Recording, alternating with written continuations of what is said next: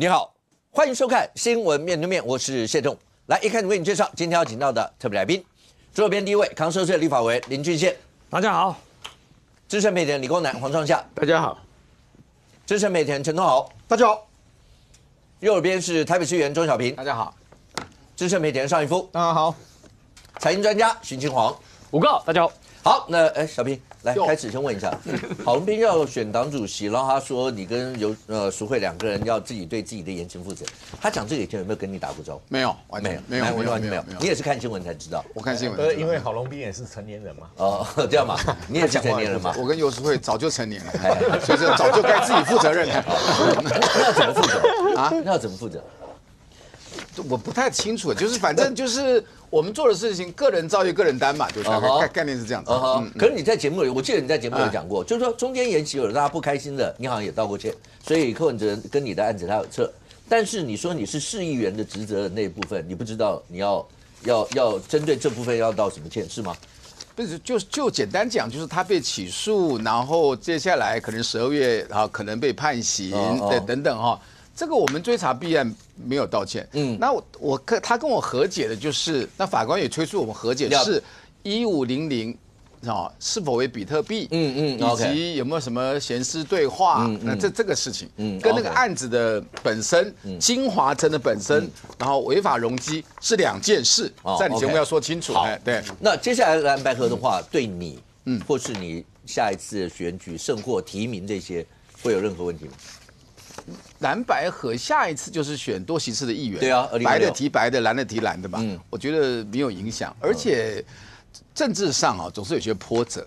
然后你要抓弊案不是只是心里出风头，而是有信念，勇者不惧。你认为是官商勾结，你就去抓，就如此而已。这些都要承担的。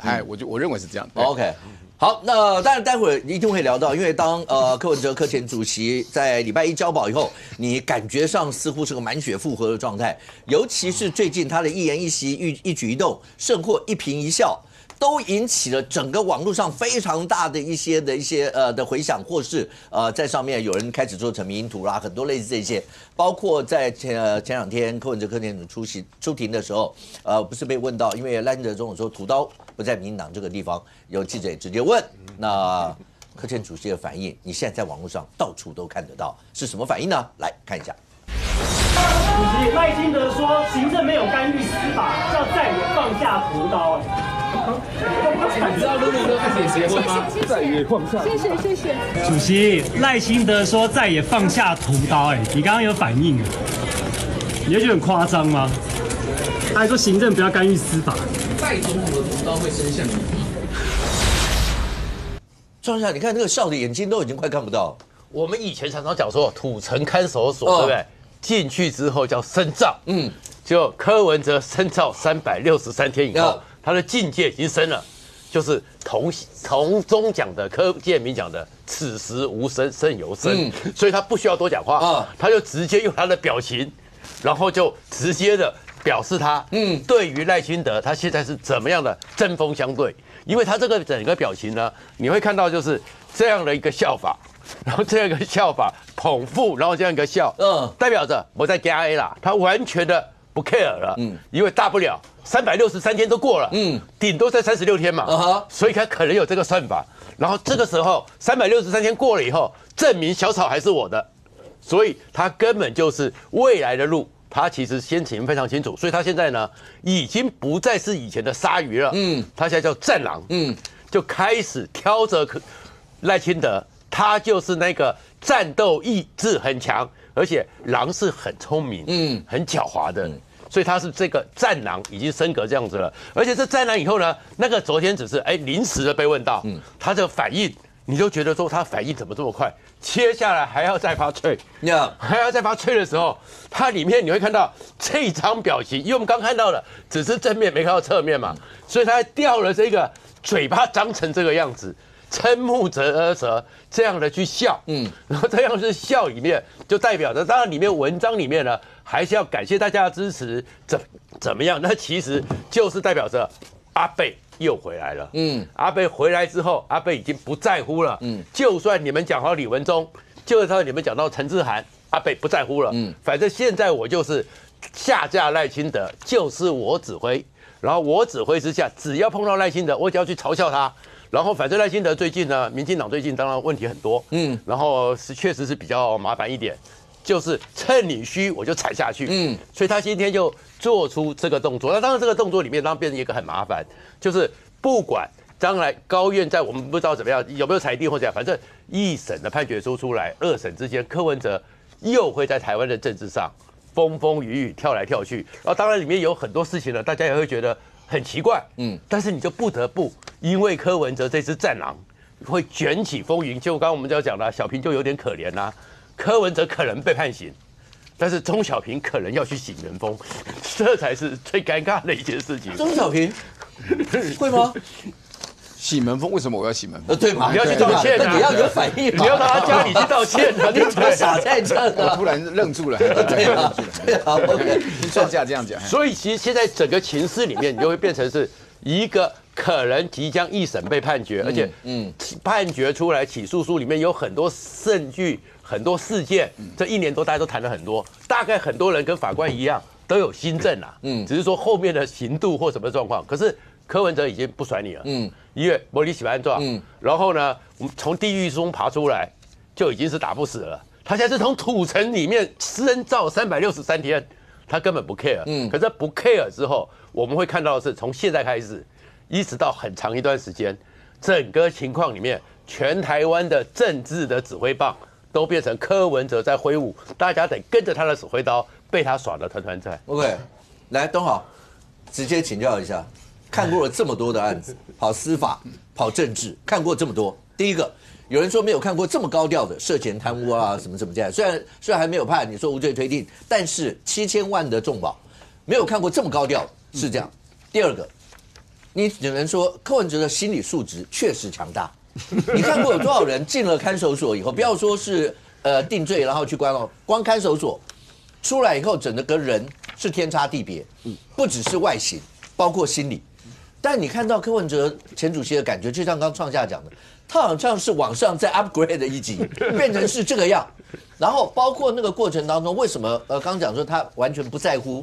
其实高院你裁不裁对他大概已经不在乎了，就是说，因为你才好了，你才不管是发回驳回，不管是怎么对他只赢不输，就算创下讲的再36天好了。那每一天也是政治能量累积，会变成是这个样子吗？没错。可是他的律师还是在乎啊，要不然为什么会去跟庭上一个道歉？然后另外一方面，我在节目有讲，那个律师做的绝对是律师大概都会做的，因为发现有争议的时候，我总是要帮当事人先去做这一段。那但是他还希望能够定义，就大家把证人讲清楚嘛，这些。但黄国昌不以为然啊。是，那这个定义其实讲白的哈，法官自己心证啊。法官觉得重要就重要，法官觉得陈志涵是进化成的证人吗？没有传过陈志涵啊。陈志涵是其他的事情啊。就是其实最重要核心是在法官啊，这个有时空背景，就是说在那个时候柯文哲起诉之后的那样的起诉之后还没有开始程序庭的时候的接触，跟现在已经进行到大概3/4。时空背景本来就不一样啊。不过先讲柯文哲啊。柯文哲一向是一个很容易自嗨的人，柯文哲的世界跟一般人的世界不大一样，所以柯文哲这一招没有人可以学，这只有适用在柯文哲自己身上，其过去啊看过有没有判刑更重的被告有，但是呢，在从侦查开始啊，其实都会很小心谨慎，只有柯文哲是例外，柯文哲一向高调，啊，他活在自己世界，那进到土城再出来之后呢，你说他会不会怕？我觉得他还是会怕，但是他现在不怕的原因是什么？因为他知道江俊彦审判长他们这庭就是要放他，就是要放他，就江俊彦从头到尾本来都不想压人，那是因为高院，所以前面才会出现3次转折嘛，然后高院在尊重整级制度是他，但是柯文哲律师自己心里想的事情一定会跟柯文哲不一样。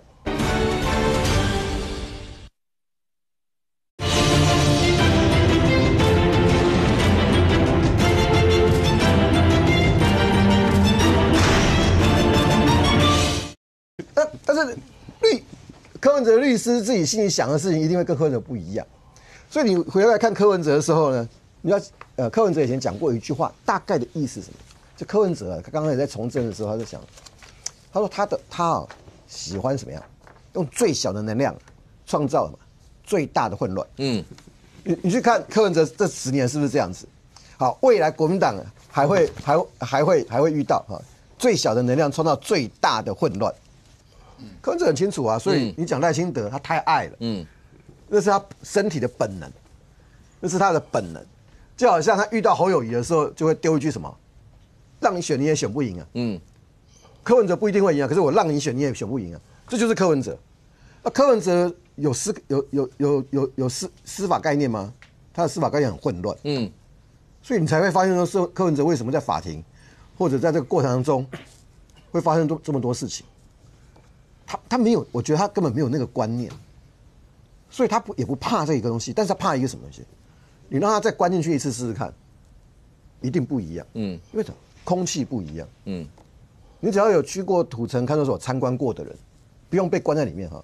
你只要去参观过土城看守所的人，你会有一个很容易有的一种这个身体上的一个感觉。站在土城看守所外面的阳光的温度，跟你走进去的温度会有点变化。最大的变化在哪里？进入到第2个铁栅门。你进入到第2个铁栅门，就真正关这些涉嫌被告的人，还没定验的这些人，那个温度你会明显觉得下降。你会觉得要特别阴冷。好，所以空气、阳光什么都会不一样。同样一个台湾呢，可是柯文哲为什么你会看到这个样子？他放出来了，放出来的柯文哲是自我放飞的。所以你会看到他这些表情。好，那核心什么？就是柯文哲跟陈智菡碰面，他没有讲话，是律师替他讲话。一定律师有跟他讲。但是你丢赖清德给他太好了，他可以不用回答陈智菡那题。如果今天记者问他陈智菡那件事情的话，你觉得柯文哲会什么表情？他可能会换一张脸给你看。这就是柯文哲。没有很复杂。可是有一个问题就是黄国昌。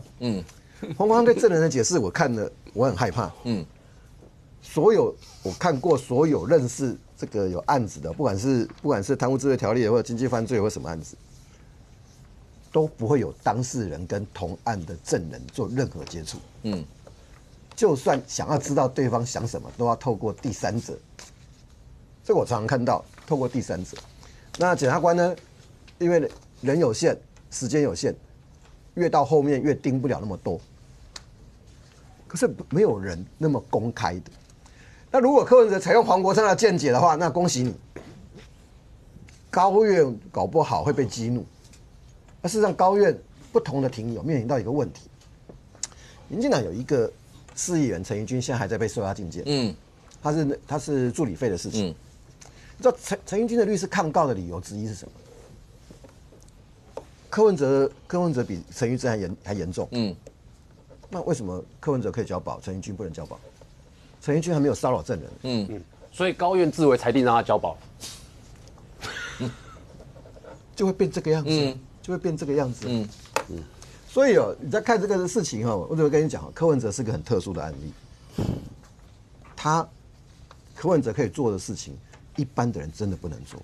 其实东豪刚刚讲的，你光看同案的被告，其实大家不是最喜欢拿出来做比较的，就是殷小薇跟柯文哲两个是同一天，但是殷小薇还早一点出来。对。但是你看，包括那个神情啦，包括出来的反应啦，包括各方面，一定是完全不一样嘛。我在节目讲过，东豪刚刚说的那个铁栅门，因为我们是去绿箭那个时候，我记得以前台湾有一部电视剧，是不是叫《再见阿郎》还是什么？再见阿郎有一部叫《再见阿郎》，而且还演续集。对，那部他的歌好像是什么？我拨开层层迷雾，望着蓝天。你知道，每次看到那个要去绿箭的时候，因为那个剧情也是跟。他好像也进过监牢，然后出来。你知道，每次要去绿箭，这首歌的感觉，那个声音响起，然后响起以后，后面那个铁门，砰砰一声，超重。那个看守所跟监狱的门都超重，那只要一进去都是还有回音的那种，咚咚咚咚。然后进去检查皮包，然后手机摆，然后律师请你再走过去，后面那个门，咚咚咚咚咚，就跟东豪讲，你觉得里面的温度跟外面天差地别，一墙之隔，对，温度应该有差3度。那明明也有太阳，怎么会是这个样？好，但显然这些对柯文哲、柯前主席都没有任何影响，因为青黄。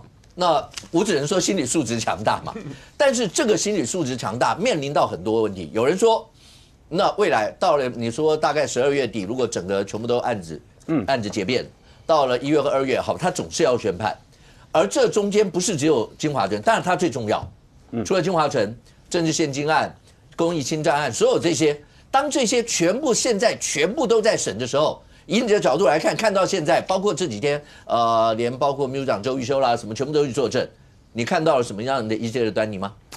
这个其实要分2个部分来看啊。第一个是刚刚才提到柯文哲这个人啊，就是柯文哲的惯性哦。我说实话，就他以前的操作的习惯，就是刚刚东豪哥讲了这个说他习惯用最小的这个代价，然后撬动最小的能量，创造最大的收获。那混乱或收获，他们自己以前的讲法是收获了，所以呢，对于他在中间蓝绿中间来讲，这个以前他们党内有人跟我讲说，他们的做法呢，这个有人开玩笑说叫做片片蓝跟片片绿啦，意思是什么呢？就是在蓝跟绿两边讲两边的支持者喜欢的话的时候呢，自然就会撬动中间的一些板块过来，所以你可以发现呢，这个对柯文哲来讲，有一件事情叫嘲讽。嘲讽这件事情很有趣，是你刚刚看到柯文的动作就很明显是嘲讽的动作，而他嘲讽的动作呢，你如果只有对我们讲说这个比较底层的或是比较一般的政治人物去做嘲讽的话，其实大家没有感觉，所以他的做法一定是要挑最大的打，挑最大的打，挑这个蓝军最大的打，或挑绿营最大的打，这件事情对他来讲是最小的付出，但可以撬动最大能量的做法，所以过去他本来就习惯这样操作，所以这要观察的指标是柯文哲出来之后的心境变化是什么，所以你会发现柯文哲在里面跟在出来之后呢，他心境变化是不一样的。然后在这里呢，有一件事可以讲的是说，他心里一定对这个诉讼呢，其实有个底啦。所以呢，诉讼这本身会往哪个方向才是一件事情，但是他出来之后要做什么样政治上的表演，又是另外一件事情。所以你可以看到柯文哲的政治动作其实非常的明显啦，而且他嘲讽动作，你看哦，不管是他这个表情很夸张，或他捧腹的这个动作，这个其实显然就对他来讲，这是他做出来有意为之的动作，然后让大家在解读的时候呢，会把他的动作拿来做嘲讽，所以你才会看到说，对于这个他的小编这样的影片这样的动作怎么能够不发到社群上面去？发到社群上面才能够让他嘲讽的动作呢被分享，然后被大家看到的曝光数能够达到极大化的作用。达到极大化的作用，对柯文哲来讲，诉讼怎么样是一件事但出来的政治能量，他可以把它尽量冲大。当他冲大的时候，他在政治上面呢，他的博弈的筹码就出来了嘛。所以你会发现柯文哲的动作当然有它的意义，但是回到就是我们刚刚讲另外一个层面是在司法层面。那司法层面其实更有趣的是在于说，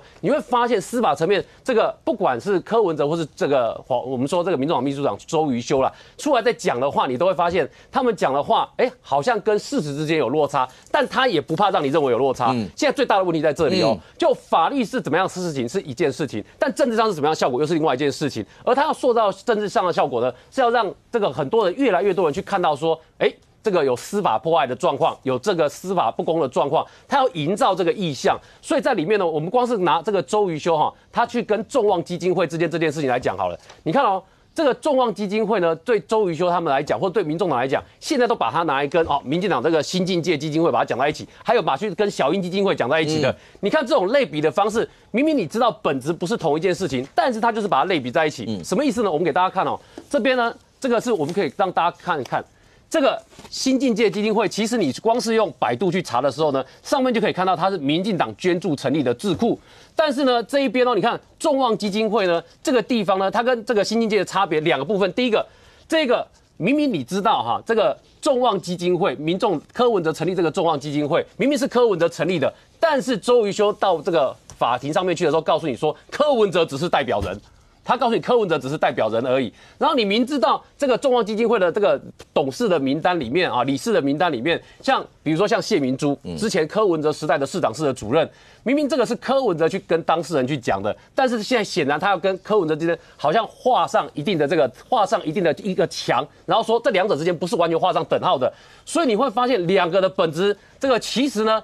这个即便这个众望基金会呢是柯文哲直接成立的，但是他就是要做这样切割的动作。可是你明知道这个他跟事实是有落差的。然后另外是这个新境界，他有没有告诉你他是做公益、做慈善的？他也没有告诉你他是做慈善的。但是呢，这个众望基金会他就告诉你他是做社会福利关怀为主的基金会，然后他是做慈善的，所以本质上不一样。但是呢，他故意把你类比在一起，就告诉你说，哦，为什么他要讲这件事情？来，你看哦，因为在起诉书里面有提到一段说。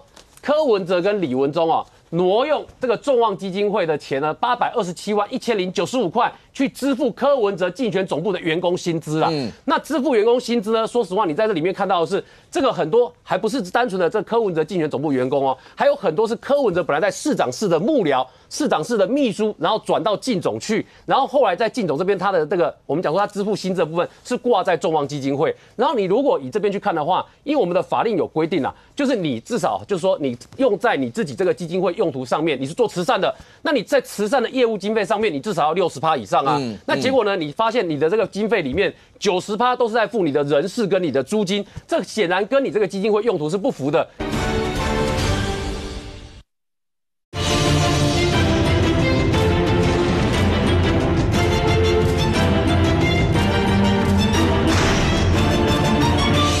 那结果呢？你发现你的这个经费里面90%都是在付你的人事跟你的租金，这显然跟你这个基金会用途是不符的。然后光是这一点他们这个周玉修他们解释就是说其实他们做的方式跟民进党是一样的啦，就是基金会呢帮助柯文哲打选战，帮自己的政治人物打选战是天经地义、理所当然的。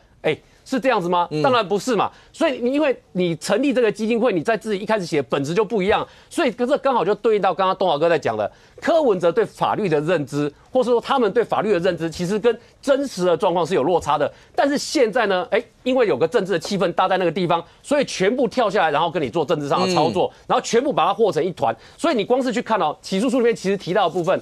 这个柯文哲不是在问说检方到底查到什么？检方其实查到东西还不少，你看，包括在这个部分上面列下洋洋洒洒的，其实他们就告诉你说，这一些柯文哲在台北市长时候的员工，然后后来到竞总去，然后呢跟民众党团的人，然后呢挂到众望基金会，让众望基金会要做慈善的钱，结果拿去付员工了，拿去付柯文哲做选战的员工的薪水。那你就知道这里面不合理在哪里。但问题在于说，我们现在虽然给大家看了这些资料。但问题在于说，现在很多人其实不像我们一样看了800多页的起诉书，这个甚至我们讲说多数的人应该是没有看过起诉书的，所以这个也是为什么你看就这个政治破坏的或是司法破坏这个风向，他带出了这个风向的时候，当你看到柯文哲脸书上面他那一篇上面会有8万多个赞的时候。我现在讲的是8万多个赞就脸书上面8万多个赞，然后脆上面呢也有很多人去按他的赞的时候，那你就会注意到一件事嘛，至少这些人跟他们相关人，显然他是认同柯文哲在带的这个政治迫害或司法迫害的风向，所以现在最大的问题在哪里呢？现在整个政治上，我们说这个政治上的议程跟关心的事情。是由柯文哲跟民众党带着风向在走那其实这个对执政党来讲是很大的挑战，因为理论上政治上的议程应该是执政党自己要设定那个议程，然后告诉民众说，我现在要把国家带到哪个方向去，然后请大家来看这件事情，你们同意还是不同意？但是现在反而政治上的风向，你看到在社群上面是被柯文哲跟民众党带的政治迫害跟司法迫害方向走，那你就要问一件事在这么多人没有去看这个起诉书的内容的时候，如果大家意向都形成的话，那这个其实对现在执政党来讲就是一个信任危机跟信任挑战。所以最大的问题是在于说，执政党或者说民进党也好，你要怎么样去破除现在这个柯文哲所打造出来这个政治上的一个意向？那这个意向如果你不破除的话，恐怕未来对民进党很多的施政来讲，你在说服民众这一块就是一个大的挑战。卷委，我可不可以直接先请教这一块？刚才从先王讲。整个议题跟风向是被柯文哲这样带着走吗？好，第一个，有多少人是看过所有的起诉书，或像金黄刚刚把那些资料再告诉大家，这里面到底像柯文哲只要用一句话，检察官你查了1年，你们查了什么？然后青黄可能就要讲1个小时，然后说到底查了什么？但是他只要用他讲才到那个踩飞轮对，300万，这个比较快。对，就是他用一句话把那所有这些像。那会不会造成整个风潮？刚讲就会变成这样，但是他还有一段是刚才东豪讲的，当对他是不是有争议或不利的时候，譬如说陈智菡那一段，你就算问他大概也不会回你什么。可是只要问到赖清德总统讲到什么行政干预司法时代早就过去，他光不讲话那个表情，就会造成这样。那这个对执政党对你们来说，你们要怎么样去面对这些？如果照青黄刚讲，他的意思是说，那是整个他只要跟你讲是司法迫害所有那些，他根本不在乎你到最后这个案子你怎么判了。可是，难道一审判完了结果一点影响都没有吗？一审审理中了，但柯文哲的表现啊，我们看得出来，他其实仍然充满了政治企图。他认为他还有机会。他现在就形塑成一个就社会压力要来给司法了。所以你看他出来的时候，在地院面前的那个交保出来的那个演讲，那个应该是想好的。好不好？对。那我出来要大概怎么讲？他讲的大概也是柯文哲最擅长的。就是我用少数几个字眼那我就把它扭曲成我要的，那你们就跳进来跟我辩。所以他也很成功的，第一个再度鼓动他小草们的士气和支持。这是柯文哲他厉害的地方了。不过终归还是要回到司法了。那柯文哲至少证明了赖清德没有办法控制司法。那不然你怎么会交保？我跟你继续关系的话，如果司法都完全听民进党的，听赖清德的，你柯文哲哪有这个机会？我认为民调上你觉得是冤枉的，你不一定真心认为是冤枉的。但可能我就是讨厌民进党，我就是不爽赖清德了，所以我有机会表达，或者跟你讲这是冤狱了，对不对？其实他们心里面都知道，应该要相信钟小平。但是呢，你这是一讲理狗你一个骂这边，另外一边害死钟小平。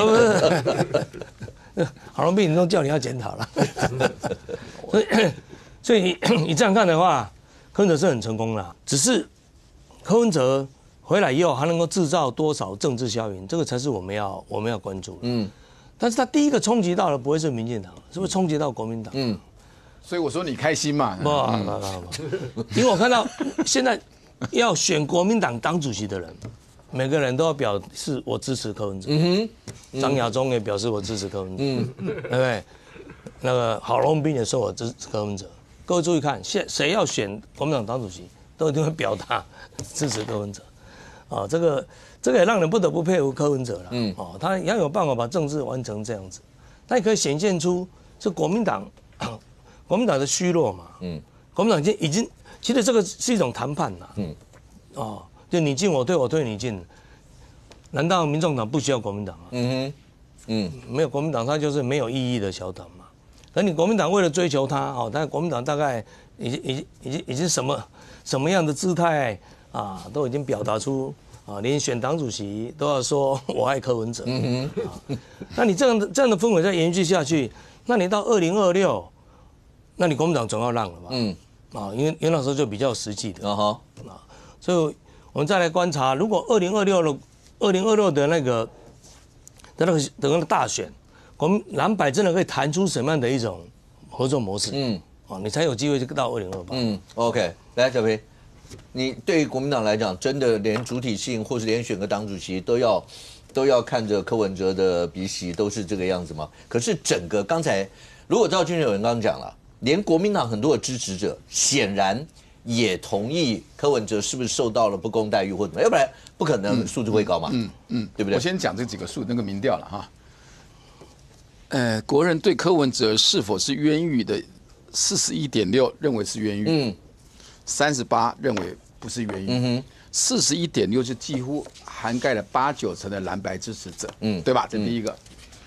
那这个检察官也是居功厥伟哈，然后来这个国人对于北检就对于柯文哲的案子整体的表现然后满意北检对柯文哲的起诉这些侦查作为26%。不满意54%。我简单讲2个原因为什么对检察官这么不满第一个，请问泄密的管道最可能当然是检察官，但也可能是法官，也可能是法警，也可能是这个廉政署，我不知道。也可能是你。我泄密我没那么厉害，我没有接着侦查，应该不是我我是揭发弊案做过头了。你知道吗？然后泄密案搬到现在要挽回检察官的声望以及满意度，很简单，泄密没有那么难查，你就抓出来把泄密的管他是大到法官、检察官都给他起诉，那是形势完全扭转，这是第一句话。第二，会不会办？不会。为什么你知道吗？因为柯文哲跟赖清德心有灵犀一点通，两个在唱双口相声，在讲。这两个原来是唱双口相声，是这怎么说？怎么说？请问你，今天因为以美论，因为川普的总统作为，抗中保台没有养分，有养分不会31-0，对不对？一个都搞不掉，连议员制都搞不掉。那现在只有一种可能，卢秀燕会输。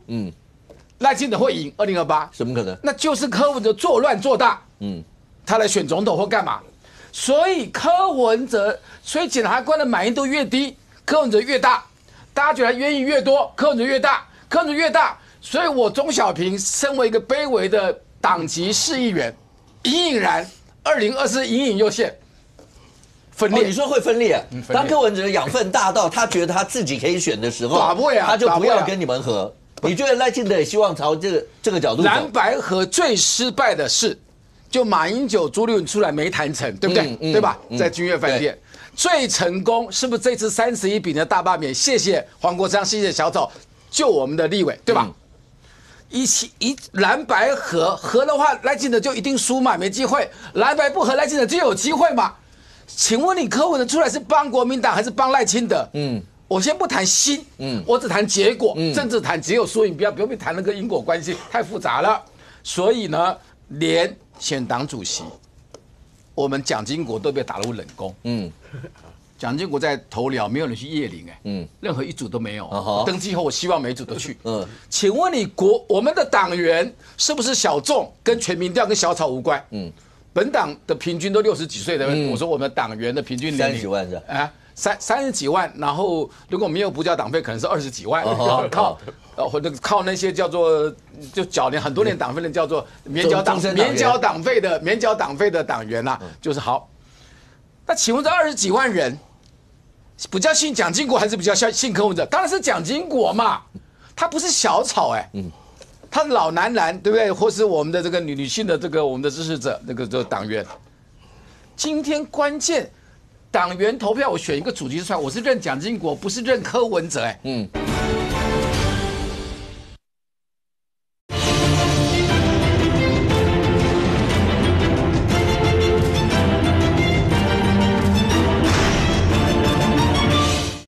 他老男篮对不对？或是我们的这个女性的这个我们的支持者这个党员，今天关键党员投票，我选一个主席出来，我是认蒋经国，不是认柯文哲。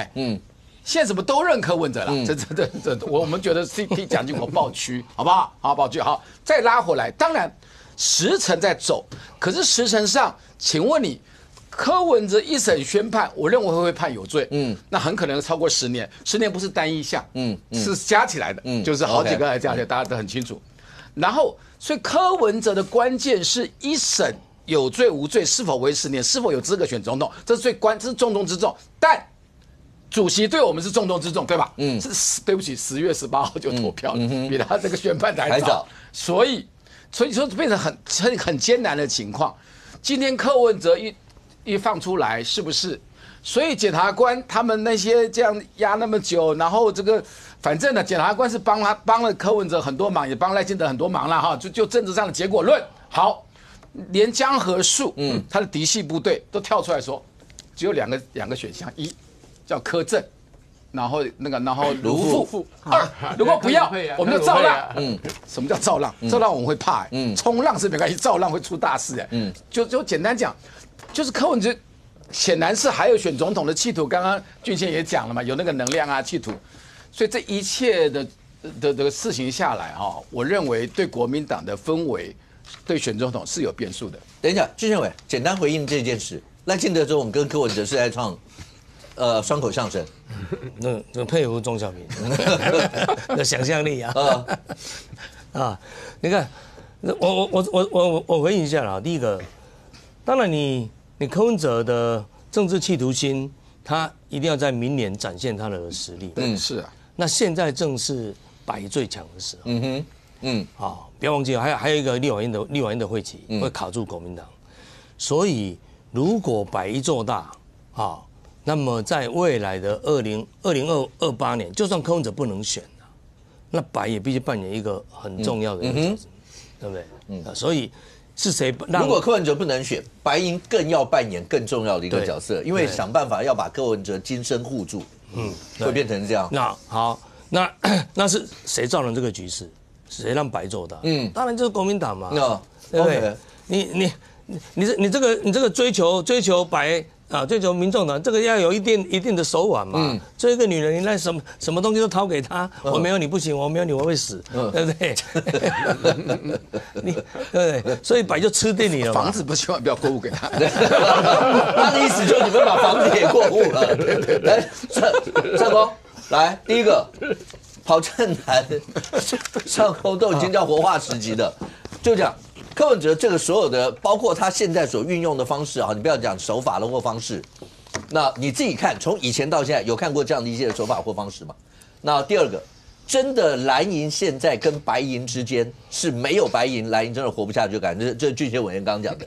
可是这到底是司法案件，现在看起来，包括民调上面，或是白营一直在说到，尤其柯文哲一直在讲。纯然感觉上从他的口中说出来，这就是一个政治施压、政治迫害，所有这些，那这些是要等到一审判决出来决定，还是在中间过程，对于不管是绿营啦或什么，有任何方式能够去告诉民众，它不是司法迫害的案件吗？我觉得现阶段，我就说，民进党目前为止处于脆弱体质。脆弱体质，其实。你看到说国民党目前为止，跟白营之间的关系对柯文哲，其实刚才那个民调就已经很清楚了啊。其实你民调的细项里面，柯文哲是不是冤狱啊？同意是冤狱的国民党是6%，对嘛？不同意的只有2%，那民众党不用讲了，一定超高了。但是你说到北检的时候，不满意国民党是7%因为国民党也有人被羁押嘛，北检嘛，黄义什么嘛，所以对北检不满度会高一点嘛。但你看到说都有6%同意柯文哲所谓的冤狱，那你看国民党里面的支持者对柯文哲的态度是什么？他们会跟着被操作成是冤狱啊。什么叫冤狱？就是政治办案啊。政治办案啊。那我们都说嘛，那其实我相信那个800多页，不要骗了啊，我们都有嘛，都有嘛。那时候刚开始起诉的时候，800多页我们翻到不想翻了嘛，不然翻出什么飞轮啊，什么一大堆的。结果在庭上还有更多的事情，邱佩玲的200摆在家里管理室，然后来领等等一大堆。但今天最清楚的一件事就是说，我所有的东西。800多，一般人民看不到，然后我们讲完了，也都收到家里，一时之间也找不到了，那就很清楚一件事啊，谁能够去回应柯文哲的问题？那柯文哲只要讲一件事情，说政治冤狱，那请问一下，林俊宪如何拿出证据来告诉你不是冤狱？800多页，慢慢挑，慢慢找，所以它变成一个用政治简化，比你谈司法还快。其实柯文哲一直都没变哦，你注意他在庭上面，回去告诉赖清德，传话不用来传话，我是绝不妥协，我是绝不屈服，杯子砸在地上骂检察官啊等等。出来的那一刻，其实他讲的话有超越他在庭上讲的话吗？没有，并没有哦，并没有哦。但是他在庭上里面永远叫做被转述出来，因为大家没有，除了你是去旁听的，对，没有。但他现在是直接出来讲给你听，因为转述跟直接的差别很大。那你现在他在做什么事？我们常说司法里面呢，攻防讲的是证据力的问题，证据能力充不充足，大家讲证据，他不是政治是跟你讲什么？我们来讲操作，谁的手腕高明，谁厉害，谁能够操作到让人民觉得，我要站在这一边。现在柯文哲最厉害的是把两个合在一起，他把两个合在一起，他把司法的东西当作政治操作的手腕，但是他司法的东西他是选择性的说法，他绝对不会告诉你所有起诉书的内容，说，真的我不应该说那齐飞轮我收那300万，他会跟你讲吗？他不会讲啊，他坐在外面这些事他绝对不跟你讲，他绝对就跟你讲政治操作等等，啊，其实柯文哲怕不怕被抓进去关，再抓回去？其实你看他这几天表现就好了，进去脚步轻盈，出来不说任何一句话，就避免被北检抓到那个理由，其实怕法官有意见的，你就是怕，你那个高院合议庭里面是不是在看到里面你又说了什么，你做了什么，你是不是又你看他最近除了一次李文忠以后，他证人的话他全部都不讲，他全部都不讲，但是呢，他的政治性格就告诉你啊，杀伤力不强，侮辱性极强，那个笑你说那个笑。杀伤力强不强？不强，侮辱性极强。但你突然发现柯文哲的政治性格，某种程度上有一点变化。就是他以前的政治性格有点滑，就是在蓝绿之间滑。对，你有没有发现他现在的政治性格比较刚性？就是我就是针对绿营上面司法破坏、赖清德等等，我是很刚性的在对抗民进党。那这刚性的对抗会产生什么？反绿营的人会逐渐在他政治运作上面，会情感上面或是认同度上面、认知度上会慢慢被他拉过去。因为反绿的人会逐渐被他拉过去，拉过去以后，他就会逐渐对于柯文哲的说法产生一种莫名的认同。那种莫名的认同里面，你就看到了所有的民调里面他的冤狱也好等等，它越来越高，形成它的政治量能。所以你就看到大家都在说，哎呀，那个柯文哲的tweet上面说呀，要大家保重身体呀，多休息呀，保持战力啦，走得更远的路。那保持战力，走得更远的路，这句话好像没什么，但大家会怎么解读？保持战力，我们要作战，走得更远。2028，因为大家会把很多事情去做联想，那他用政治上面去操作，基本上算不算成功？算成功啊，非常成功，好不好？成功啊！你说41.6也好，或是正传媒所做朱立伦的政治积压43点多也好，那换言之是什么？41、43也好，那将近45%的人，一定。现阶段是反民进党，一定反民进党，不然不会对国民党主席朱立伦说的话认同度这么高。你做朱立伦的民调，可能连18%都不到，但是对他讲柯文哲的话，认同度这么高，你笑得好开心。我觉得对朱主席有成见啊，那这样加5%，参攻击他15%好了。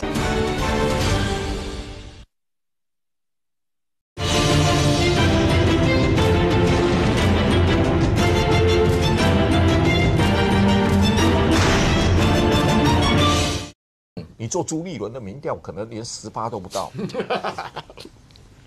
但是对他讲柯文哲的话，认同度这么高，你笑得好开心。我觉得对朱主席有成见啊，那这样加5%，参攻击他15%好了，15%好了，那加5%。你说他的支持度、认同度不高，但他讲到柯文哲的时候的话，认同度会这么高，会这么高，那就表示里面大家社会上面对于我认同你低，但你讲到柯文哲帮柯文哲抱冤的时候，我的认同度高过你的支持度，那就形成一个柯文哲的政治操作上面。他的政治操作的手腕已经盖住了司法上面应该讲求的证据等等，他全部把你压下去，他全部把你盖住。那出来以后，他更能维持他的政治量了。但是值得观察的是，它是短时期的，还是长时期的？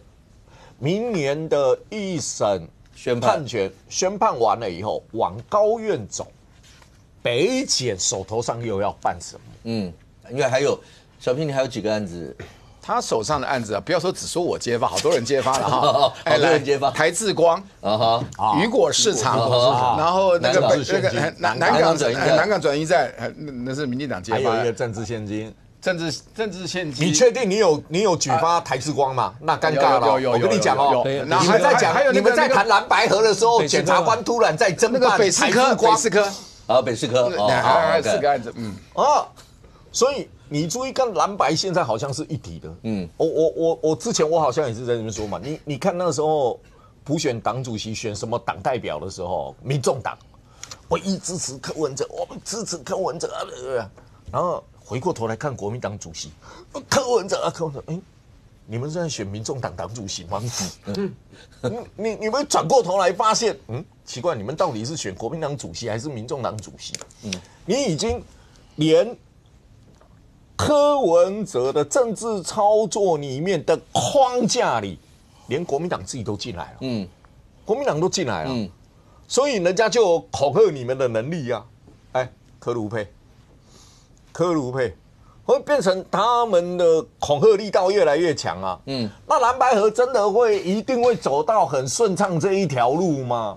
我觉得也未必未必的最大原因是刚才台智光有哈，还有好几个案子可能不是台智光最大的冲突就是母约跟子约，郝龙斌，子约柯文哲。那如果检察官一开始判起台智光，把大家约来的时候，谁要负责？好，然后这个谈完了以后，结果起诉完以后，那个大家又可以约见。原来郝龙斌是这样讲我的，然后郝龙斌柯文哲是这样讲我的。你说，如果一旦碰到这个案子在侦办，蓝白合会不会出问题？如果郝龙斌当主席，所以我觉得客观环境、主观环境，现阶段去推估有点难。可是这整件事情都好了。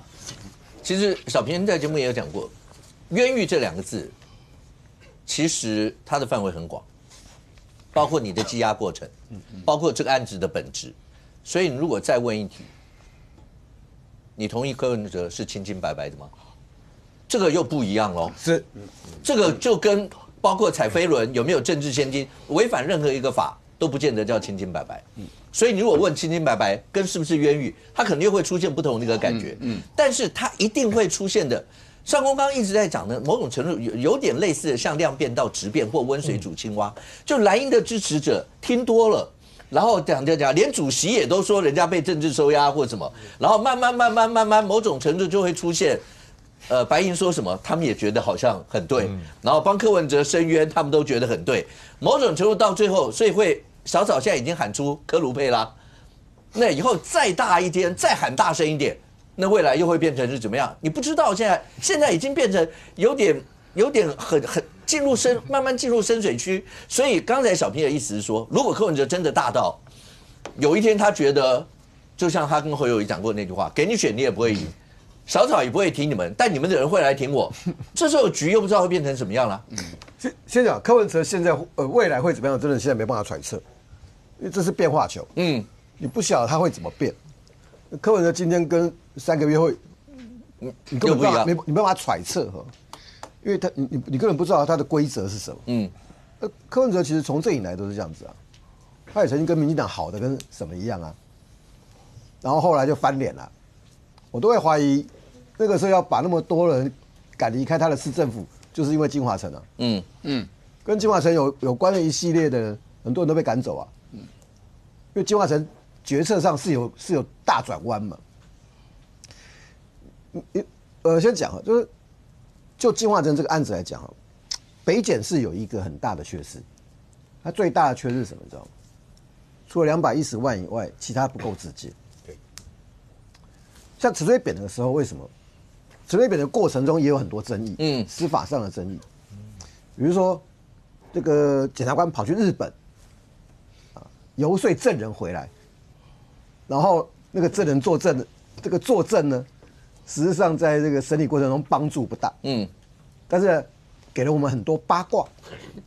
什么叫八卦？躲在官邸里面看到总统夫人拿叉子射总统，这叫八卦。可它不是犯罪，它提供的是娱乐效果。比如说在陈水扁的时候，后来最高法院这个直接判决，这个实质影响力，那个，其实在法界的讨论非常深远。好，可能那叫司法，可是那个会有一些政治甚至上面的讨论。柯文哲案子跟别人又不一样。柯文哲案子是你缺了一个，除了那210万沈清英的汇款之外，你缺乏一个很直接的东西，所以这个案子注定未来会有很大的争议。可是有一些事情也很明确，210万，给了是在这个柯文哲改变角色变党会之后给的。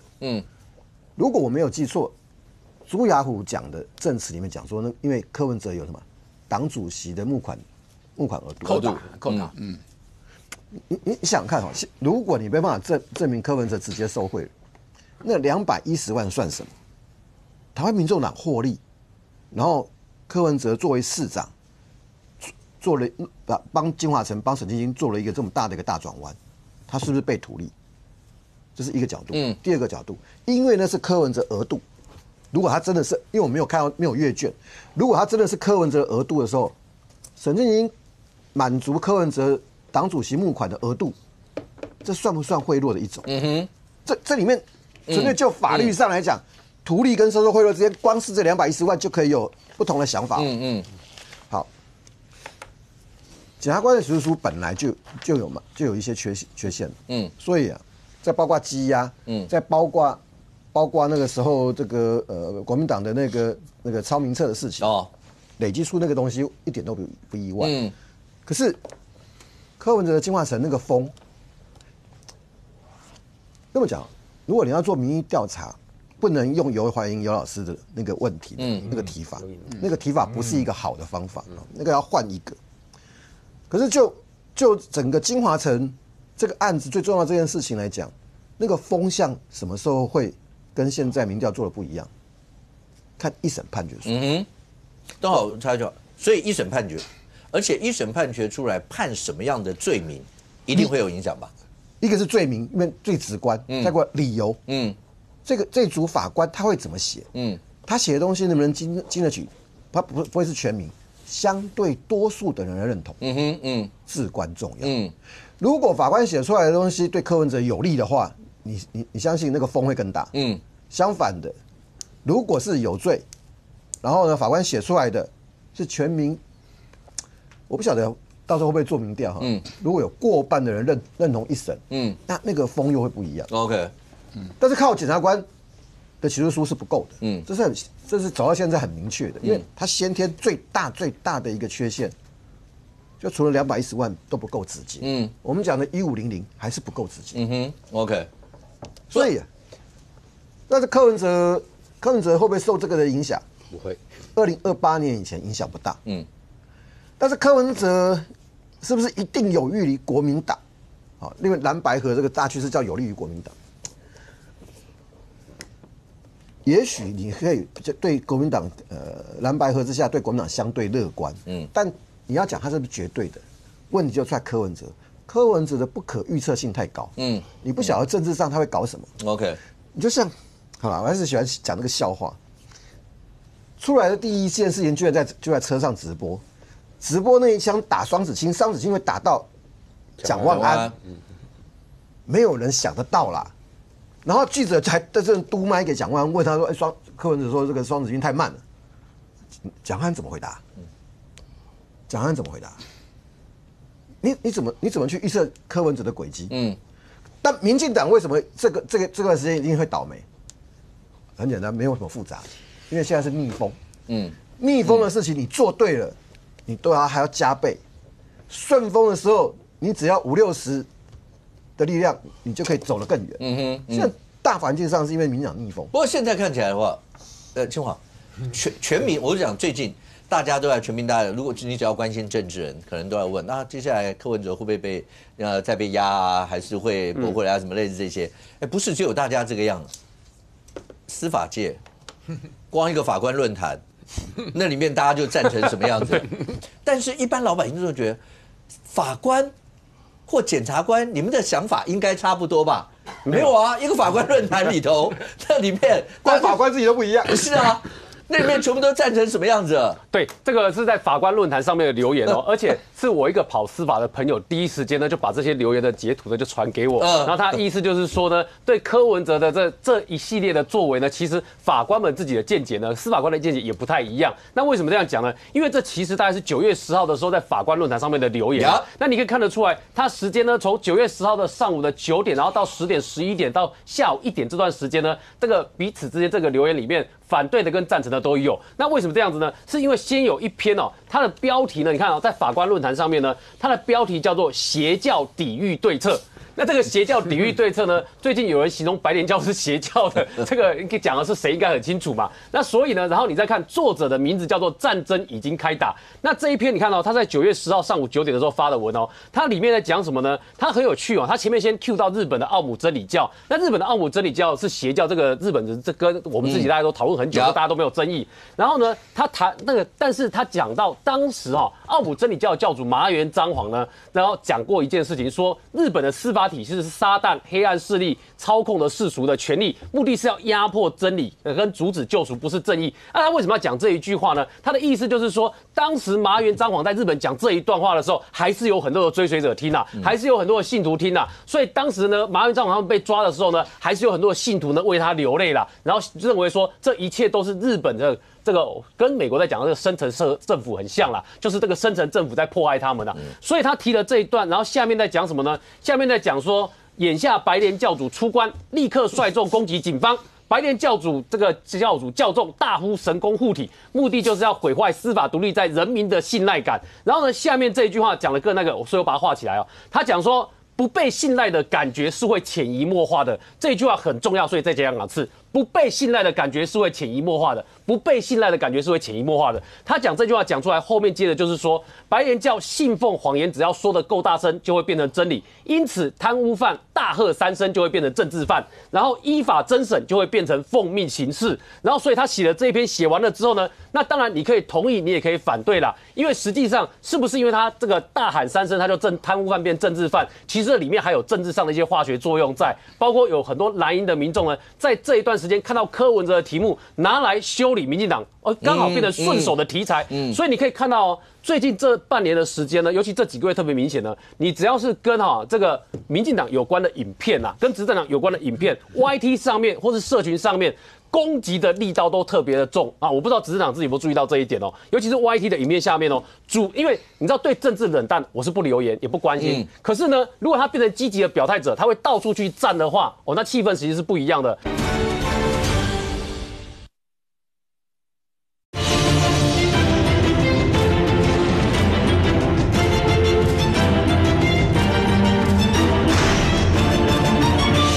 尤其是 YT 的影片下面哦，因为你知道对政治冷淡，我是不留言也不关心。可是呢，如果他变成积极的表态者，他会到处去站的话，那气氛其实是不一样的。坦白说，在2025年的时候，就出现这个政治气氛是很特殊的，因为理论上今年呢，如果不是大罢免的关系的话。通常大选后隔1年，政治气氛不应该这么的浓。但是呢，你现在看到好像跟大选的气氛是一样的，到处都有账号呢，在 YT 的影片跟社群下面呢不断的站。那这个气氛其实跟你现在看到这一篇里面在讲的这个，我只能说了，这一篇虽然说这个谎话讲得够大声，不被信赖感觉是会潜移默化的，但这里面其实还有很多政治上的化学作用在里面。那他这一篇发完了之后呢，你知道马上就有人回哦。那在法官论坛回的，我觉得应该多数都不是一般我们一般民众，一定都是法官或是司法官。然后呢，你看这一篇他怎么讲呢？这一篇里面他讲的话，你看哦，他讲几件事情哦。这个做法官哦，然后你看哦，他上面说社会仇视司法官不是今天才开始。这个我觉得这句话从一般的人这个嘴巴去讲这句话，跟司法官去讲这句话，心态是不太一样的。然后下面说。这个检方用那些荒谬到同业人同业人讲的就很清楚了嘛，司法同业嘛，都看不下去的理由，请求续押或抗告，连我自己骂柯 P 骂得凶的人都觉得好笑，怎么先前不用相同标准羁押更严重的重大经济贪污要犯，搞得跑的跑，逃的逃，院方也有乱放，结果跑了的啊，最后也是被轻轻的放下。他讲的应该是去年的案子啦，应该是在台南的案子，所以呢，这个显然这个司法圈里面自己的对这件事情呢，他们有不一样的看法。然后呢，这个原始发文的这位司法官呢，他又在回话哦，他说他在讲的是说，他谈的是司法独立跟司法信任被破坏的危机，然后说还是你一个中华民国台湾的司法官，觉得柯文哲是政治犯，起诉法条有写刑法第100条吗？白莲教主在奔押上可以慷慨激昂发表演说了。嘉义的代理就之前嘉义那位议员只能够戴着手铐脚镣爬灵堂了。司法体系尊重教主，真的给他教主级的待遇，结果还是被狂泼脏水了。审理中仍是陈审合议庭押的，白莲教却一直要赖清德放人，你觉得他们在暗示什么？他们在图谋什么？白莲教在司法官身上画靶了，你看得出来吗？这篇其实话回的还是蛮重的，所以表示这个法官其实，我觉得他跟刚刚那位法官两个在谈的其实不是同一个角度的事情，只是用各自的角度去阐释柯文哲这个事件。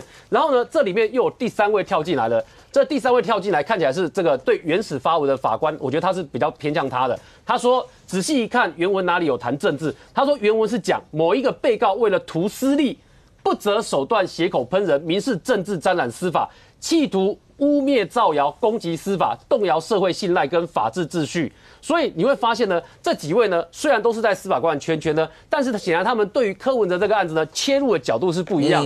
所以呢，我这样讲做一个简单的结论，原始发文的法官当然跟我们之前在讲论调很像，就是法律的部分，其实你看得到柯文哲很多的事证起诉书也看到很多的资料，所以法律上呈现的部分，你会认为说民众党在过程里面一直用政治的方式呢，然后再扭曲这个司法案件的本质。但是第2位回话的司法官呢，当然这个过程中羁押里面理由够不够充分是一件事情，但是其实他带有一段的抱怨在里面，这个比较像是呢，很像这个之前检察官在抱怨院方的这个到底这个要押跟不要押人，他把这件事情带入到里面去，所以他比较像是在司法圈里面对自己在这个圈里面的抱怨。所以2个不同的角度呢，都可以让你看到他们从柯文哲的案件里面看到自己角度要看的事情，然后所以在法官论坛上面出了这样的一段话。但不管怎么样，这样的讨论你知道这2天就9月10号这一出来之后的很多跑司法记者就在讨论这几个截图啦。先往刚提的法官论坛里面那几位，第1位比较像进入实质上，就刚他直接用贪污犯或什么这些。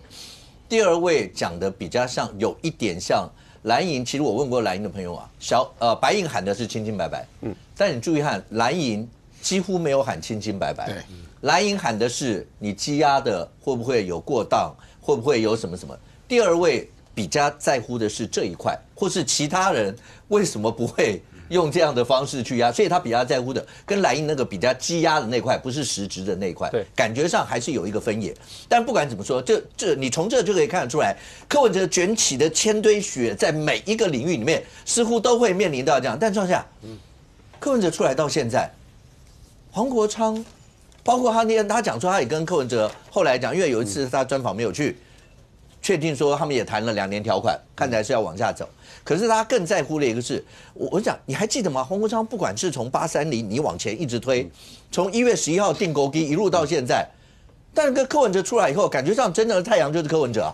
柯文哲引起的，你看连法界的人都有不同的见解，心情激荡，那据说他也是学法律的，对不对？虽然他是啊，对不对？康乃尔对啊，所以他也是法律人，所以他的心情激荡也很明显，对不对？这明显到什么程度呢？因为大家都会开始讲了嘛，先前的时候他是最常用的就是他在练抖内的时候。有个小讨论，如果柯文哲回来了，你会让主席吗？我就，所以大家开始，原来黄国昌的整个直播好久没人看了，最近大家把它翻出来。那翻出来里面呢，先前的时候，8月的时候，就是今天的这个合议庭的法官又把他抗告驳回，高院的合议庭要抗告驳回，然后没多久之后。结果8月11的时候，大家就拿出来，那时间点8月11就是上次被抗告驳回，之后没多久，他跟小编互动得很快热，然后在直播的时候，然后还会讲说，哎呀，我这国文的造诣不好，是书体是通体舒畅，就讲到这些，讲了很多，所以大家拿出来，然后后面呢，825的时候，对不对？要开始去走读了。然后走读的时候不是就要上去吗？要声援柯文哲，要救柯文哲。哎，这个表情呢，大家看到逐渐凝重，因为那时候很多人都开始讲说，看起来尤其是先慢慢传出来说，12月24号终结辩论了，那看起来好像这一边快结束了。然后呢，后面的时候，哎，有人就看到说叫做见失语言能力，因为柯文哲就是对慢慢见失了。然后最后呢，就是因为他走读了，然后北检呢叫他叫做黄贤，所以他现在外号不是黄国昌委员，叫黄贤。那黄贤之后呢，又有一些台呢，又把当年邱毅冲撞高院、高雄地院的画面，然后说你看你是不是会变邱毅一样，什么样的？所以后面就侮辱公署，就变侮辱公署罪了。所以他的压力很大，但压力很大之后，你会看到后面，其实他当一天的时候，他其实心里就知道了。柯文哲出来的时候，他也去接了。王朝马汉前面开道，馆长和那个黄国昌两个人前面开道。柯文哲有拍一下说辛苦了吗？没有哦。柯文哲有跟他拍一下说这段日子辛苦你了吗？没有哦。然后讲话的时候，对不对？然后柯文哲当着他的面讲说，32-0就是因为北检，所以不是你黄国昌的功劳，所以国民党不用去把功劳升到黄国昌身上，是我的功劳，是我受难的功劳。这柯文哲当着面就否决了黄国昌，然后他讲了这么多，点名要赖清德，然后捧了韩国瑜，莫忘世上苦人多，站在他旁边的黄国昌一句话都没有讲。但是后面黄国昌的压力会在哪里呢？哪里就是这一个比较偏蓝、亲蓝的大家认为的媒体，还有独家新闻，白银的人说没有2个太阳的问题，大事归柯文哲，小事归黄国昌。但是我们也都知道，我们有老婆，大事小事谁决定？我们有老婆都知道，大事是老婆决定，小事我决定。但是什么是大事？老婆决定嘛？不，你们家大事老婆决定，小事你决定。对，你们家从来没发生过小事。对，还可以接另外一个梗，叫做这个老婆永远不会有错，老婆如果有错，一定是我的错，对不对？对。把它换成蓝白永远不会有错，蓝白如果有错，一定是赖清德的错。对。所以整个情势里面就看到说，黄国昌这一年他所有的一切都等于是从头开始。那从头开始之后就柯文哲引导，可是呢，后面我要前面补一句，我不认为说柯文哲现在你不知道柯文哲会干什么。他会怎么决定？但柯文哲一定会继续往前冲。但是真正麻烦的不是民进党，是国民党。你又唱衰人家，这国民党真的很麻烦。麻烦在哪里呢？小编仔细听，好，认真听。其实里面为什么说国民党那么多人开始会投射到柯文哲身上？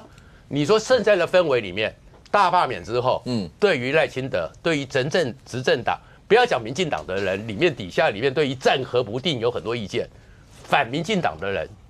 他们总是有个情绪要出嘛，那国民党人出吗？所以有很多时候，一个政治里面，狼王是什么？带领着群狼是第一个咬上去的是狼王，但是目前第一个咬上去的是谁？是柯文哲，所以他们那种，所以他变狼王，然后为什么那国民党里面呢？为什么那么多的国民党人开始会讲到说，哎，是不是柯卢配？然后柯卢配已经想说很难嘛。政治的现实，党的力量，但是我们小时候玩母鸡老鹰抓小鸡的时候，演母鸡那只人要做什么？站在最前面，翅膀张开保护小鸡。但是国民党为什么会变成那么多人去寄希望于柯文哲？他们不见得是支持柯文哲，去选总统，但是柯文哲可以帮他们出这口气。但是国民党的问题出在哪？刚刚就你在小平讲的，所有人。要选党主席的人都是支持柯文哲，所有要选党主席的人都是要保护卢秀燕。母鸡应该是伸出翅膀保护小鸡的。那现在国民党的气氛里面，那个寄希望的母鸡是被大家保护住，所以其实这个形势里面，柯文哲会怎么走？马上下乡，他不管这一次，他一定下乡，一定到各地里面冤狱说明会。那冤狱说明会，国民党那些人有谁？能够让很多的人去那个场合，所以柯文哲一定会到处去。那国民党的县市议员会被靠过去，那靠过去之后，到时候明年的时候，只要国民党县市又是10几席，然后县市议长又拿到几乎全部，谁的功劳？柯文哲的功劳。那到时候国民党怎么跟民众党喊价？来，这位，所有的客户的能量，那叫做关键少数。而关键少数并不是左右逢源，而是他会让国民党可能会选输掉，让卢秀燕当不了总统，所以他叫关键少数，才会能量这么大。他只要10到15就是大到天了嘛，你知道选举就这样。那现在的第二个现在的形势，我认为蓝跟绿大概我们勉强可以跟绿就支持度是平手。现在做的民调，你要低估一些国民党，要低估一些民进党，要高估一些国民党，因为我们现在比较顺风顺水，726、823，他们会变成隐性选民不回答等等，这是第二句话。第三，我们为什么2024这么惨？因为我们是完全就是期望记在蓝白合，最后柯文哲反悔抽腿的话，然后侯友宜措手不及。今天倒过来讲，早知道他会反悔的话。我们最可怕的是，我们的韩粉被他拿走了多少票？拿走了70万票。那怎么这样说呢？因为简单讲，就是他得到不分区300万，而他得到369，那就是69、70万。然后措手不及以后，就变成全盘皆输。好，再拉回来，我们现在蓝白合的基调是一定要进行的，这不可能不进行嘛。好，那可是。要不要？那事情是不是只能往好的方向想，也要往坏的方向想？当然，尤其柯文哲出来以后好，我们心里想蓝白合一定是完全支持你，如同32-0这样，那跟黄国昌这样顺风顺水，他们是安琪儿，是乌托邦，然后忍辱负重，我都不求回报，是政治阿信。我觉得不可以想那么天真，好不好？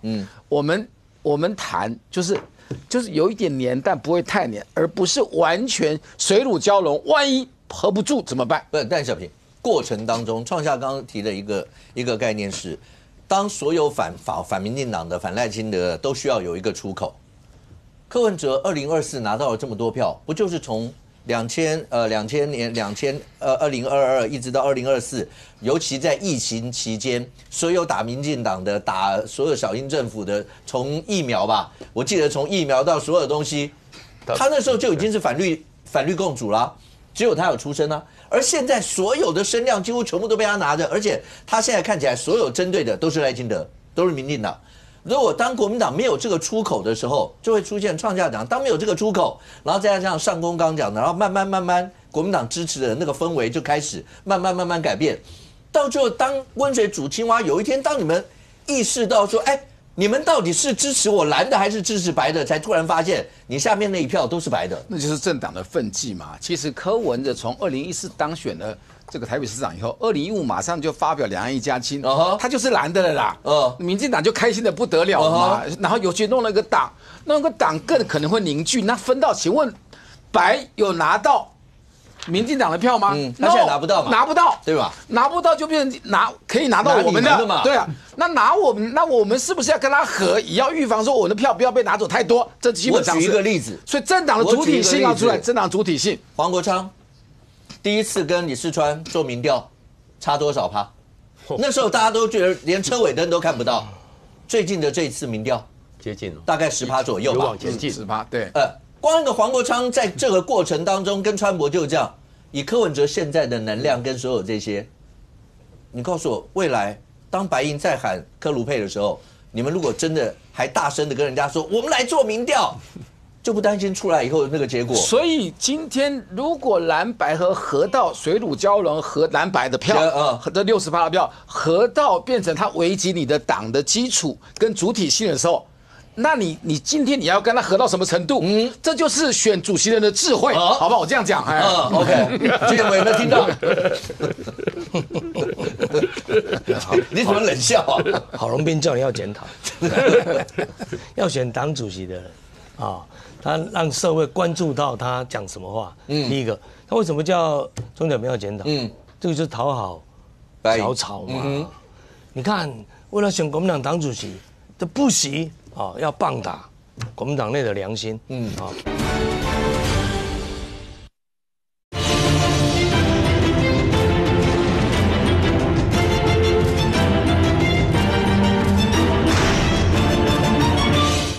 第一个，他为什么叫钟小平要检讨？这个就是讨好小草嘛。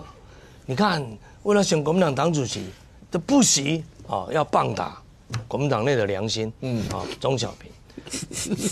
那这个国民党哪有会有？我觉得你讲这句话，那个棒子更大只，你有感觉啊？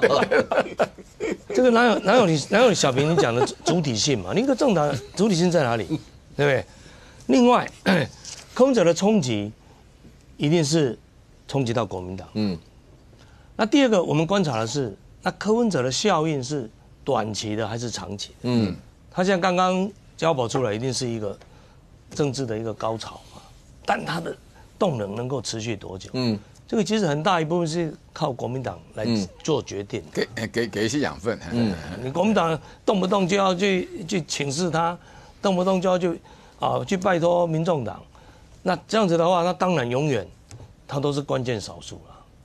也就是说，国民党主席讲什么话不算数，还要民众党同意。那开玩笑，那柯文哲当然是长期会做大嘛。所以你看那个未来也不会有柯文哲跟黄国昌的矛盾。因为他们两个不能比嘛。哪有两个太阳？柯文哲是太阳，黄国昌大概是日光灯这个等级的，对不对？日光灯跟太阳怎么比？而且柯文哲也不会打黄国昌了。因为今天柯文哲一出来能够持续这样的一种乱象，其实也是靠黄国昌，他有立下功劳，他是人这样乱冲乱搞乱来，也真的维持了一定的效果。你看让那些小草持续的疯狂嘛，只是为什么柯文哲不需要对黄国昌动手呢？你站出来那个气势就不赶快了。对不对？这个不用我柯文哲讲话了，你黄国昌自己眼睛看一看，你也知道你要站在什么位置了。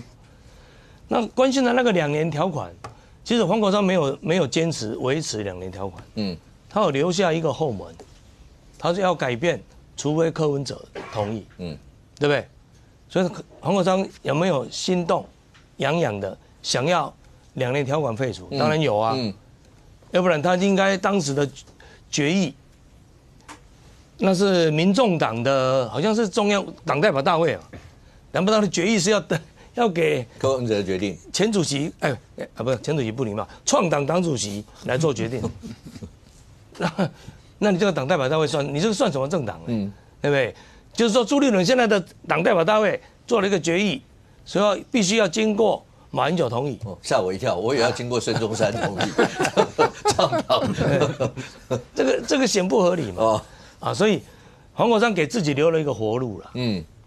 这样他以后2年内要演，不是我要演的。我们当时的我也没有违背党的规定党的共识当然就是要给柯文哲决定嘛。不过黄国昌去请示柯文哲的时候，柯文哲不是说维持2年条款是对的，方向是对的，方向是对的，已经是对的，但还会再动吗？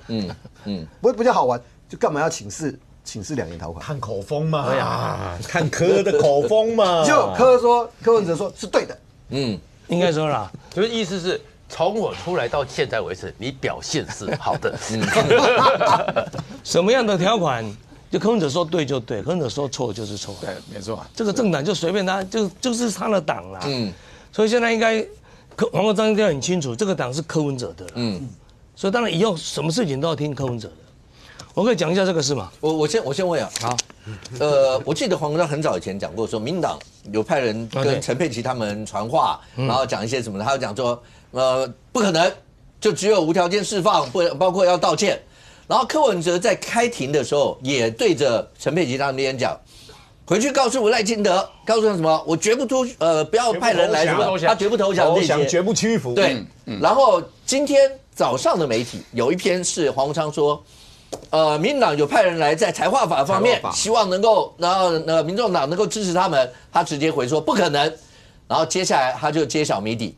来，金宪委员，他的谜底是媒体上报道，他说是总统府秘书长潘孟安，在民众党的立委到总统府有活动的时候，然后呢把那个民众党立委留下来，请他转话，是不是这样？你看这个标题我原本看这个标题也吓一跳，他说。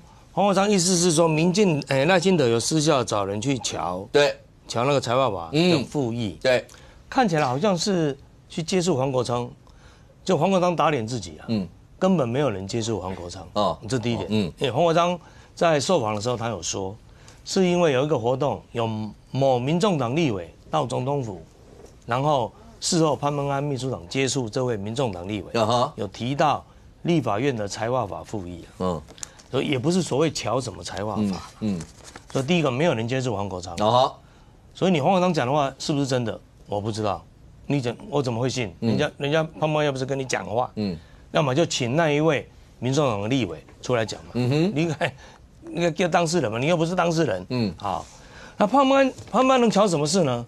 以目前这个状况来讲啦，当时是行政院要提复议，更可以证明这个修这个财划法是乱修乱搞。不要忘记国民党这个版本的财划法，民众党都支持，所以才会过嘛。他们那么支持他嘛。好，那这个财划法，那这个财划法现在出了问题，那你不能叫民进党负责嘛。所以由黄国昌讲的话里面也可以证明，当时行政院有提复议啦。好，行政院有提复议，就是说你立法院通过的东西，我没有办法执行。所以我希望你立法院再做一次决定。请立法院再表决。那行政院提的复议要有理由，行政里面就有写到一点，你这个公式算错了。你说里面窒碍难行只是你国民党听不下去。所以在复议案的时候表决。黄国昌是封杀的，那黄国昌你封杀复议案，就是你支持国民党这个不能执行的法案。那委员现在怎么办？说行政院长卓荣泰总院长明天要邀集各地方的首长，大家来把这件事情谈一下。但我听到也有一些包括支持绿营的人是说，这个案子就是当初蓝营跟白营修就修到一个大家都不知道怎么办的一个法案，那就应该是反正立法院你们自己再去想办法修，而不是由行政院出来帮他们瞧。现在你们立场到底会怎么样？如果按照国民党讲的，法案通过了，很高兴要依法行政，那就是要执行国民党这个有问题的法案。现在这个法案是通过的。对啊，那你应该是要依法执行嘛，对不对？那依法执行的叫这样。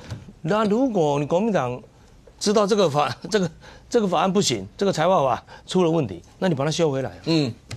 所以要由立法院修吗？要不然谁修？你就算你行政院修了，你送往立法院也是要时间对不对？而且你明年的预算，明年的预算，你现在这个法案来得及吗？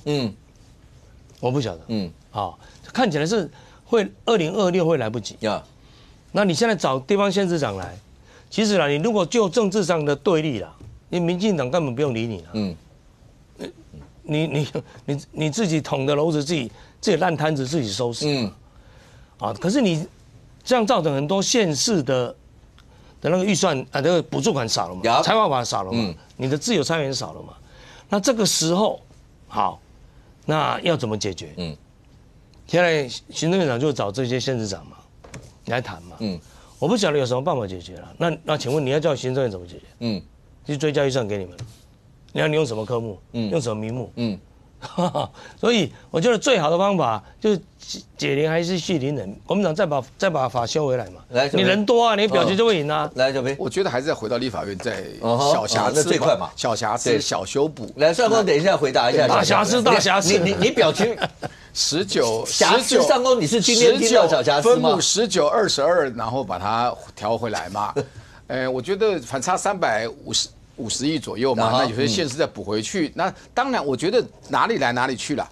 因为造成这个瑕疵，而有些县市这个会减少变少。对，这第一句话。第二句话，我帮卢修燕讲个话，所谓的屠刀，并不是就讲的是什么？就我2种钱，统筹付汇款，那法定公司是1毛都不会少。可是行政院因为我这样丧失了4000亿元的这个主导权，我非拿出来不可。那修法过了，可是我相对的地方补助款，举例说对台北殷期盼交的捷运，以前是地方出50%，市长中央交通部出50%的，好。那这个会少，那今天特别张立善也讲了，这个不能少，就是你要挖出东墙补西墙，这样的话，对于地方的福利跟建设会有折损。那讲的屠刀是减少所谓的补助款，补助款它是可以有它的牺牲裁量权，但这个已经定成公司的统筹付汇款是不能动的。他讲的意思是这样。OK。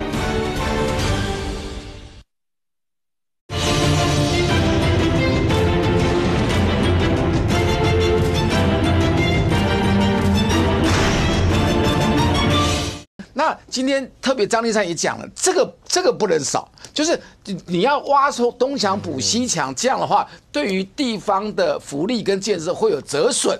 那讲了屠刀是减少所谓的补助款，补助款它是可以有它的牺牲裁量权，但这个已经定成公司的统筹分配款是不能动的。他讲的意思是这样。OK， 来上光。小瑕疵，我觉得一件事，小瑕疵就惊动15、16个县市长。你是说大瑕疵是惊动22个县市长？说我们感情好嘛，16个县市长。其实这已经不是小瑕疵。你说行政院院长明天邀县市长，我不懂，你还有什么办法可以处理？因为之前的条文里面有所谓财政部请中央与地方协调如何分配，这个条文被你们拿掉了，拿掉以后，将军就是说你整个协调补救空间全部被拿掉了，那公事来就公事去啊，然后请问一下卓院长，你找来了以后，你能违法吗？你能把分配不出去的钱分配出去吗？你能违法吗？那不能违法要谈什么？我就不懂了。我真的不懂。所以谈完还是要回到立法院去啊。好，然后呢，大家你注意看这几个县市长，他不跟你谈统筹，不跟你放大统筹分配税，为什么不放大？他们心里有数，谁搞错了嘛？国民党团自己去补救嘛，不然我骂统筹分配税啊，你们那不是骂到你们国民党团吗？就骂到那个3长提出来的案子嘛，哈。但你现在回来一个问题是你都没办法解决，他们现在把什么一般补助款放大，他们就用了，也是国民党里面主导通过了，就是说开法实施后有没有？当年的一般补助款不得低于去年。对，好有。那写的明不明确？算明确，语义不明。我为什么说语义不明？我去年编300亿，我今年也编300亿啊。我没有少啊，我去年给你台北市政府是80亿啊，我给屏东县政府是30亿啊，我这次没有啊，我给你70亿啊，我给他40亿，总额有没有少？没少啊，你们当初写的也语义不明啊，你要抗议什么？总预算来，我一般补助款跟去年一样啊，只是我分配方式不一样而已啊，你说不得少于去年啊，我没有少啊。那你看你们立法有多少漏洞？这你们自己立的啊！我们都还在看16条之一而已。你现在在讲一般补助款的时候，30几条它也是明定这样啊。那我总额没有变啊，我只是分配方式变了啊。那你说不得少于去年，没有少啊，我编这么多啊，我编这么多啊。那你现在你们立法，你都知道你们立法有多粗糙、瑕疵到什么地步？上光，所以你这样讲，那明天院长。那个召集各县市首长，如果你讲说大家统筹分配税款，我就不晓得你要怎么说呢？那是政治动作。大家都要有政治动作。因为他想说，其实他也没办法解决他们放下屠刀，批批成佛，对不对？他没事干了。然后现在最大的一个问题就是说小瑕疵啦，对啦，连国民党团都说小瑕疵，因为他不能公开站出来说，要选党主席的傅昆萁出来，你当初是怎么弄这个案子的，弄到这个样子。不能说嘛，因为当天实在是一片混乱嘛，郡县也在嘛。12月20号当天从那个公职人员选举罢免法打完了以后，打宪诉法，宪诉法打完了，打财政收支划分法，连着3个案子嘛，然后全部都是散成一团，举手表决嘛。结果16条之一总共几个版本？其实到现在都没有人搞清楚几个版本。当天有9个版本高金素梅1个版本，你们立委2个版本，一个陈瑞龙，一个蔡依瑜，国民党3个版本，民众党3个版本，总共加起来9个版本。你看，都只表决国民党版，没有，先表决民众党的再修正动议。OK， 因为立法院的议事规则本来就是修正动议优先表决嘛，他就先处理民众党的，在场106人。8人赞成否决，接下来就是处理你们国民党的，97人在场，51人通过，你们赢了，赢了就产生这个结果 ，OK， 产生这个结果了。那我不懂，明天院长到底要拿的这个条文，你们国民党通过的条文，不是就跟大家说，我们只好依法行政不然呢？不然呢？对啊，就只能这样。不然你们现在还需要着急，所以各位会少了350亿啊，去找傅昆萁啦。不然呢？你只有透过修法，所以一定还是要回到立法院啦。你还是要修法，立法院就还是要。然后修法很奇怪嘞，你们应该找那个傅昆萁、林思敏、王宏威提修正案啊，把你们送出来的再修正动议修错了，把它修回来啊。OK， 怎么会是叫行政院修呢？屠刀不在野党手上吗？在切财政大饼的时候，在审的时候，这边切那边切，3分钟送出委员会，然后到院会的时候就在那边切砍啊。上公刚直接说屠刀，来小平，屠刀是在你们手上吗？这个其实也要花10秒钟讲个历史严格啊，因为其实因为没有地方自治一定的限额都不够啦。我简单讲啦，还剩5秒，好5秒哈。所以我们是惊恐过度啦，因为以前地方钱真的太少，中央钱真的太多了。是，超过10秒很少。对，那这一次真的是大补完了，来了4000亿，那完全不一样啦。那在这个过程里面，从中央到地方，我认为落实地方自治的精神的时候，难免有瑕疵。这个是个大的地壳变动，我说中央地方的集权的事情，所以但做的有些粗糙，平常讲，但落实了地方自治的精神，让地方财源能够做建设，这也是好事啦。我的看法这样。对，不过这整个好财划法，明天前院长、卓院长呢召集各地方的首长，看明天会做出什么一些结论。那立法院要怎么样去把这个法再修回来？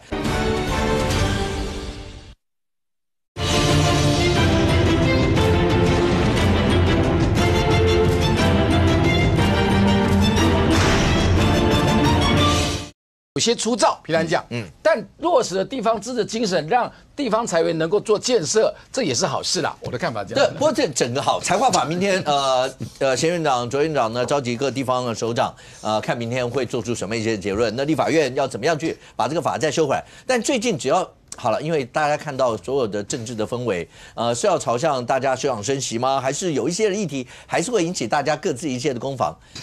小平蓝营，我不知道蓝营还是白营，最近在网络上有很多一些，包括那个什么莱尔校长的一些什么，连那个什么输压球，文化部出来讲说这个违法，是不是？是莱尔校长红了嘛，而且红到这个朱立伦主席这青年军，对他把他当成宝贝，所以说把谁当成宝贝？把就是反正这年轻人有创意的人这些人莱尔校长那搞得很厉害，吓我一跳，在网络上很厉害。好，那红了以后就一群就是拍马屁的、拍赖清德马屁的这些文化，我相信不是部长下面的人请问你公交法谁管？公交法勉强算经济部好不好？然后公会啊，然后这个制裁是经济部，对，就是处罚。好，然后你跟你文化部有什么关系？没关系吧？那又说怎么样呢？然后违反了消保法。我们是怎么样？我们是纪念这个怎么样？726跟823这2次32-0。是怎样呢？一个输压球，对不对？我蓝军闷很久，难得赢嘛，对不对？难得赢，真的很开心。32-0，没有半个被拔掉。之前新司法才划法，你们赢很久了。好，你们赢很久了。然后为了让人家输压，让我们的身心灵健康，蓝白支持者，然后就是你捐726，或者是捐这个823，我就送你1颗球，让你开心。那这个有什么好扯的？还要处罚我们这个公交法，处罚我们这个消保官要跳出来干？我不知道啦。文化部为什么要做这个事情？我觉得很怪。然后为什么这样来吓人？我们是不解。那林涛也出来骂人了，何必这样子呢？政治多一点幽默嘛，何必这样子？就动辄拿刀出来屠刀，来杀我们，我们会怕。来，东豪简单回应一下，因为这整件事情需要搞成这个样子。对呀。其实这是一个擦枪走火，因为文化部那个指引5月就公布了，就说他那个时候公布的背景是针对 AI，因为 AI 生成可以生成非常多的东西，那时候记者就问，那这个莱尔球的这个事情一套进来的时候，就发现，哎呦，事情怎么味道变了？他5月的事情，你现在把国民党要卖这个球嘛，一套进来的就发生这个状况了。所以这个东西文化部自己要出来讲清楚了，因为这个事情，因为5月就公布了指引嘛。好，但是这里面有一个东西要去考虑的，就是这种 AI 生成的东西未来会越来越多。那这次因为是碰到是政治，那如果遇到非政治的时候，比如换一个角度来讲，大家都知道那个最早是因为那个为了那个823的时候做了726的那个南方四剑客的东西。那里面会不会涉及到一些智慧财产权的问题？因为南方四剑客不是我们的，是美国的漫画嘛，动画，有一些细节的部分，文化部一定要自己出来讲清楚。然后你在这种 AI 生成过程中所涉及到法律问题要讲清楚。那至于莱尔球这个事情，就赶快丢掉了。对啊，不需要，赶快翻译。你说把球丢掉吗？因为这个事情，今天可以有莱尔球，你不知道下次会是什么球。对啊。今天那么讲，赖清德倒霉被影射，你不晓得下次会搞不好换国民党谁？不是，因为本来这个议题不会有这么多人注意或关心这个。但是我要讲一下，那个指引是5月就公布，OK， 不是因为有莱尔球，针对莱尔球公布，所以但是文化部你既然公布了那个文化指引，你自己要出来跟大家讲，这个里面要怎么注意？OK， 建委员来最后30秒，请问一下，你刚刚讲说要看柯文哲未来政治能量能够延烧多久，会不会他如果要是接下来所谓的延烧，就是假设这次如果要是交保还是继续维持的话，他如果真的全国各县市去感谢小草，他到每个地方去，他尤其刻意挑绿营执政的一些地方，好，你说台南刚经历到风灾啦，现在还在救，你过程也帮很多忙做这些，但他如果到那个地方就刻意挑那些呢？这个柯文哲一定会做这种事，因为现在进入司法审判嘛，只要这一次没有裁定那个继续羁押，他不是撤销羁押，他是停止羁押而已。